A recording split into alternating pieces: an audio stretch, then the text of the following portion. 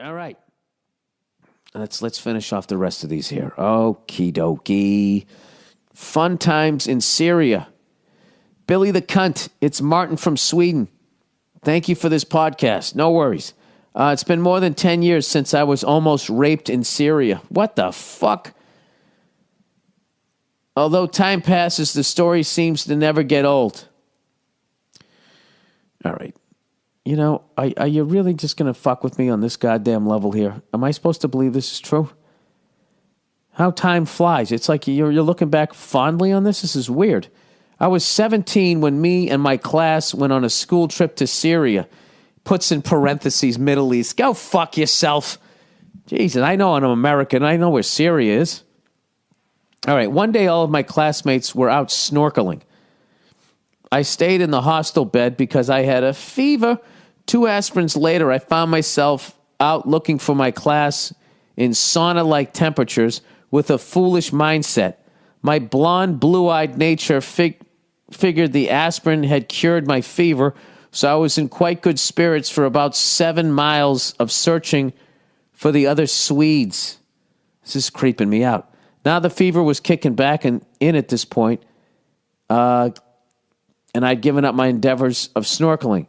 I didn't know where I was or how to get back to my hostel. At that moment, a taxi pulled over, and the driver asked if I wanted to get a lift. I said I didn't have any money to offer, but he insisted that no money was needed for the ride. Oh, Jesus is right, yes. High fever and good amounts of gullibility led me to step into the cab, and off we went.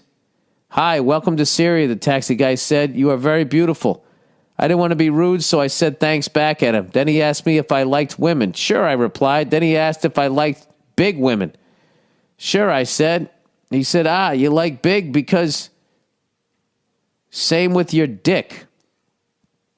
He said. What?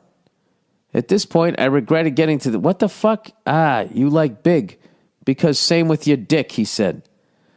Okay, I thought this was a woman. So it's a guy, and now this dude... Oh, Jesus, here we go. At this point, I regret getting to the taxi very much in the moment after he was reaching for my package while he was driving. Oh, dude, that's... Oh, were you in the front seat? That's when you got to do... What was that fucking Schwarzenegger movie where he gets on the plane with that guy and he pretends to tie his shoe and he comes up with the elbow of death and drives the spine of his nose into his brain and then puts his little fucking... Tommy Bahama hat over his face, and he goes, don't disturb him. He's dead tired. That's what you needed to do. Was that raw deal? I think you needed to go raw deal there. Anyways, I say no stop. I said, but the taxi driver was very persistent. He wondered why he couldn't touch my penis like I owed him the right to do so. I was feeling extremely vulnerable, being a teenager foreigner and having a high fever and all. I shouted at him to stop the car, but he kept on going. Dude, you got to start going Dave the Hammer Schultz here, right? You got to start swinging, man. But he kept on going. I thought about jumping out of the car, but it was going way too fast. I also didn't want to start a fight and risk crashing the car. Jesus. At some point, dude, you got to pick your poison. Did it have airbags? Pictures of Taliban rape caves with Pulp Fiction gimp suits and gag balls was entering my mind as the taxi car continued to drive on without any intent to pull over. This is really happening. Oh, my Lord, I thought to myself. Luckily, we came to a traffic light and I managed to get out of the car and on the pavement. I started running when I heard him screaming at me, "1 Syrian pound, mister." Oh, God, now you got to get paid you got to pay him for molesting you? I got over the experience pretty soon, and it have not affected my life to any extent. No fucking way. People sometimes want me to tell the almost rape story and give impressions of the taxi driver. I can't help to think how unfunny it would be if I were a girl almost getting raped in Syria. Yeah, but you're a guy, so it's fucking... Everything that happens to a guy is hilarious. Nobody gives a shit. My question to you is, why is this story kind of funny if it happened to men, but awful in every way if it happened to a woman? Your thoughts on that after you go fuck yourself. P.S. Say hi to lovely Nia. This is why it's funny. Because you're able to fight him off. It's a guy with an accent grabbing your dick. when you tell the story. Oh, my friend, just like your dick, beep, beep, right? It's just hilarious. I remember one night we were down the Comedy Cellar and we were all telling stories about getting molested as kids, and it was one of the funniest nights I've ever had. It was so fucking cathartic, and we were just crying, laughing. And I remember all the comics were, you know, I don't know, had a different upbringing. We're looking at it like it was fucked up, but it was fucking hilarious to me. And if you told me this story, I would be laughing my ass off. Still knowing that you probably have some sort of fucking issue. It all depends. It all depends, you know. If that was the first person that ever touched you, you know, if no girl ever gave you a hand job, the fact that it was the first guy that ever did it, you know, his hairy fucking hand coming over, you know, that could possibly fuck you up. But, you know, if you had a little bit of sexual activity, maybe it doesn't. You know, it's kind of like, you know, if you're a relief pitcher and you got some saves under your belt, you let up a home run. Yeah, give me another fucking ball. But if that's your first fucking pitch, I mean, that could fuck with you. Why is it not funny when it happens to a woman? It's the same reason why it's like watching a guy get punched in the head is fucking funny. You know, if he was like talking shit, it's fucking funny. You know what I mean? But like, you know, kids, women, animals, like there's just never anything funny about watching them get abused. But there's just something hilarious about guys. I would say the reason why you get having your dick grabbed and getting molested is funny is the same reason why the Three Stooges is funny. You know, imagine the Three Stooges if it was women, you know, grabbing each other by the hair and slapping each other in the face. Maybe that'd be a little funny. I don't know. It's just like a guy thing. We like slapstick. And there's just something funny about him grabbing your fuck stick in some car and then he charged you £1 Syrian pound. You know? What it really comes down to is I imagine being gay is not accepted even remotely in Syria. So this guy thought like, all right, even if this doesn't go down, or if it does go down, this story leaves this country and goes back to Sweden.